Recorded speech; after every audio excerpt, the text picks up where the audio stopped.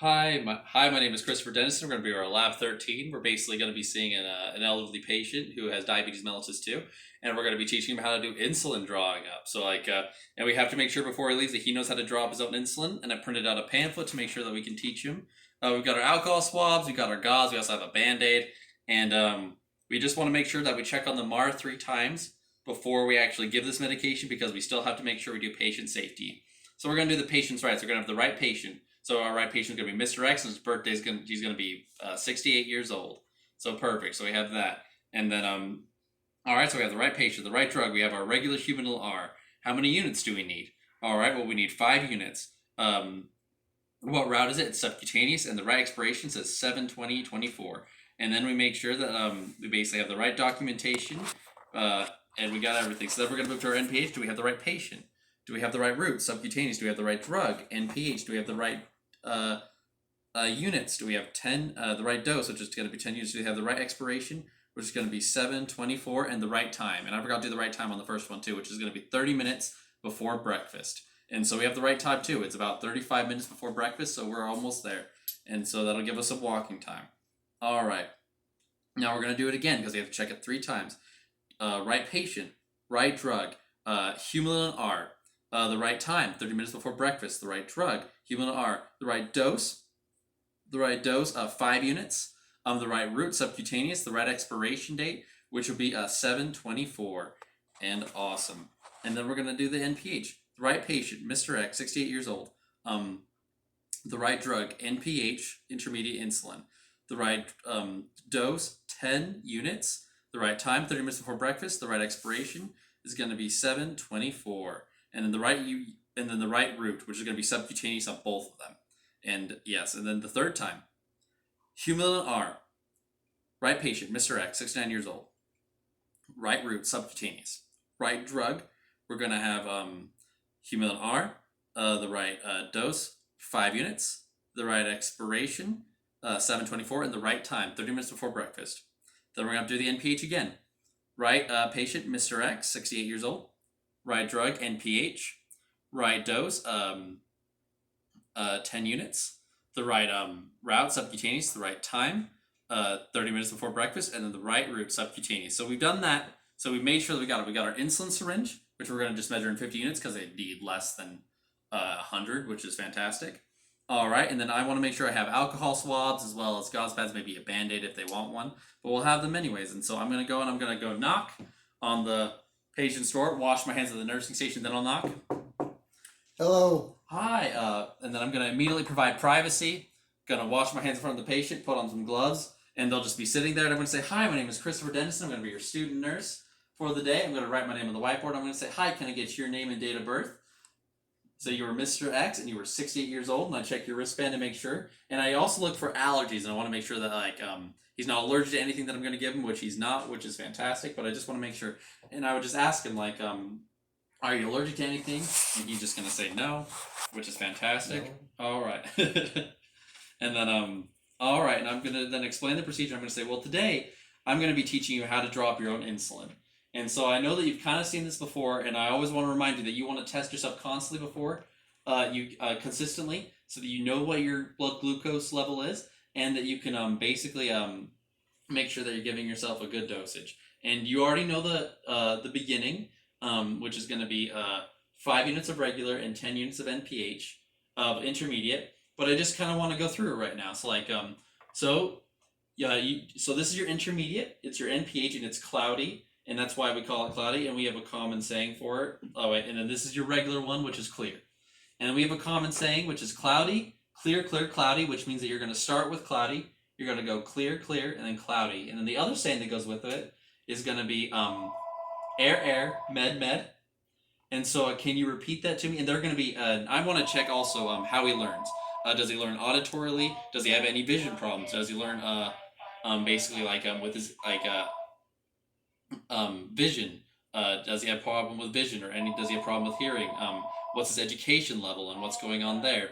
And so we just want to make sure that I'm teaching him effectively, essentially. And so how would you like to learn today? Would you like to do it and have me coach you through it, or how would you like to do it? I'd like to do it, and you could just coach me. I usually learn really well if somebody just kind of coaches me. Well, awesome. And then I get to do it once, and then I'm pretty awesome. And I'll be here to make sure that everything's safe. Okay. And so here is the NPH. And so with cloudy, the NPH, intermediate, long term. That's right. And so we would have taught him basically the peak, the onset, and duration, which the onset's 1 hour to 2 hours. The peak is going to be yeah. We'll actually go through that with the end. But yeah, then you have your short acting right here, and it's going to be your clear. All right. And so here's your syringe. Each one, I want to make sure that he can read it as well and make sure that everything that's going well. So each line is going to be 1 unit, with the big line is going to be 5 units separate. So it's going to go to 5, 10, 15, 20. And before we do this, we always want to make sure we choose our site. We rotate our sites that we're doing. And basically, I'm going to teach him a subcutaneous route, which is going to be the fat, which is going to be in between your umbilicus and your iliac crest, and where you can make sure you can pinch enough fat. And the anterior and also the lateral, which is going to be the front of your thighs and the side of your thighs, and where you can grab enough fat. And depending on how long your needle is, you want to go 90 degrees or 45 degrees. Okay. And yeah, and so and since this is an insulin syringe, you can go 90 degrees and you'll be just fine. All right. And but all right. And so I'm going to hand the needle to you, and I'm going to say, all right. Well, can you? You want me to do it first? Was that it? I was going to wash my hands and put gloves on. That's super smart. No, good on you. Okay, good. Okay. All right. So you can take the orange cap off now. Just pull up. Yep. Okay. Be very careful. Perfect. Awesome. You just want to make sure you don't stick yourself. All right. Okay. And so from what we talked about, you're going to start with cloudy. Clear. Yep. And then you're going to go air, med. And so basically with him, I'm going to basically say, so you know that you need 10 units of NPH. Yes. Okay. And so how are we gonna?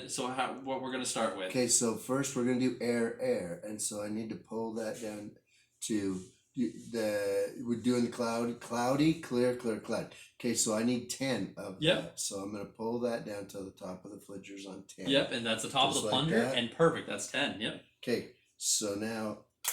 Oh. Yep. You want to be very careful. Okay. I'm good. Let me sanitize that.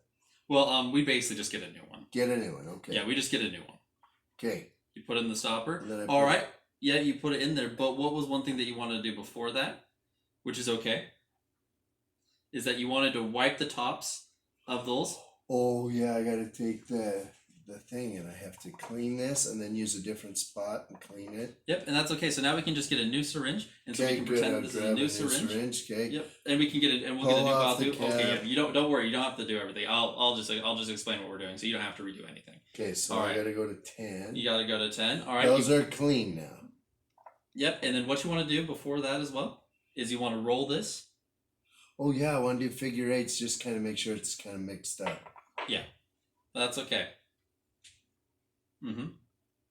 Okay. All right, then we can actually begin. I'm so sorry about that. No, you're good. Thank you. I should have remembered. No, that's okay. So I put it in there and I push air. I'm going to pull it out.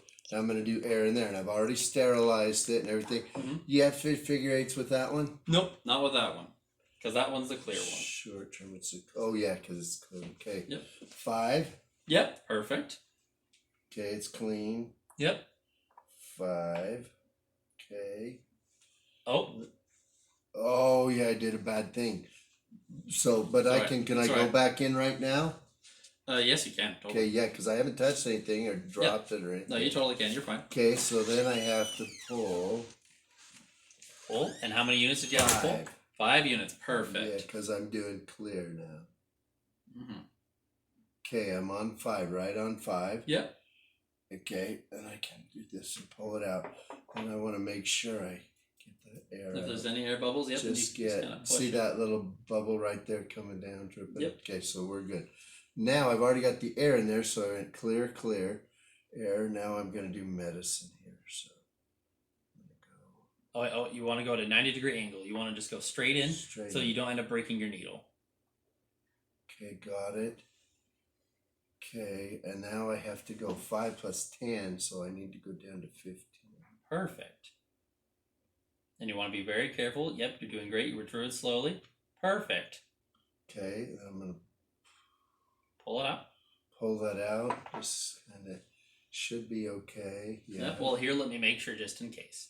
So, yep, so I'm looking right there. Perfect. Yep, that is 15. Okay. All right, and so which site did you want to inject? Okay, now you said I got to find a fatty spot. Mm-hmm. legs, thigh. I think I'll do it right here. So All right. let's clean it, let it air dry. Yep. Okay. And then what I'm going to do is, this is a short needle, so I can just go straight in. So I'm going straight in, and I'm going to squirt it in. Now.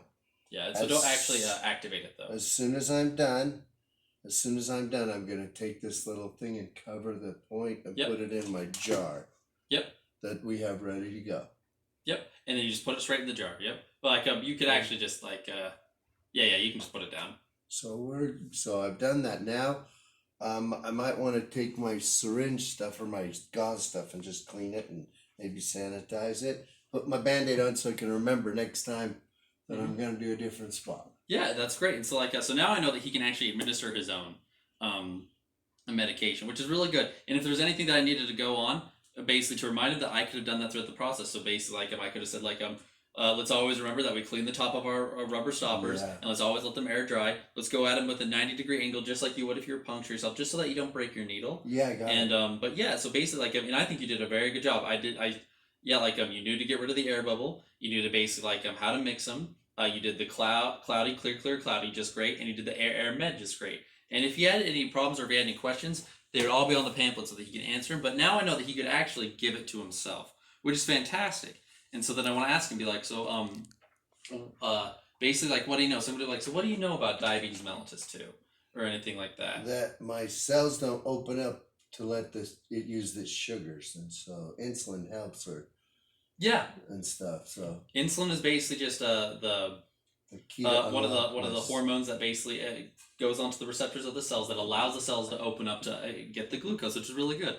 And I need to look for signs and symptoms. So do you know the terms hypoglycemia or hyperglycemia? And if you don't, that's okay. Because hypoglycemia means low blood sugar. Okay. Hyperglycemia means high blood sugar, and so we can just go on the blood. But that's why I want to ask, because like the reason why is because we have to determine the level of education. Yeah, I remember. And so we have low blood sugar, and so do you know what the normal blood sugar levels that you should have be? They said between 1 and 200. 1 and 200. Well, like 100 and 200. Well, like if I get too low, it's bad. If I get too high, it's bad. Yeah, and like well, the real so like which is great. This is why I need to determine the level of education, because like the real goal that you want to set for is between 75 to 115 is where your blood sugar wants to be. But no, that's okay. Don't even worry about it, because like that's why we're doing this. I'm kind of sweet. So. No, that's right. 75 to 115.